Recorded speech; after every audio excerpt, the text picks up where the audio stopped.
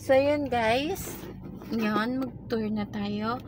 Wait lang, kasi madaming dumadaan. Ito-tour ko kayo guys. So, ngayon, as if now, ako pa lang ngayon. Kasi, nag-i-inquire si Bal. So, yun, tutour ko kayo.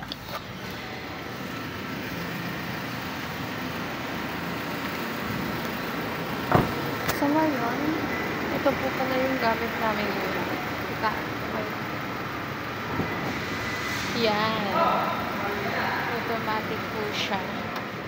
Yan. Yan po siya. Artista van. Yan. So, yun. Ito po yung ginagamit ni Bal. So, ngayon, close po natin siya.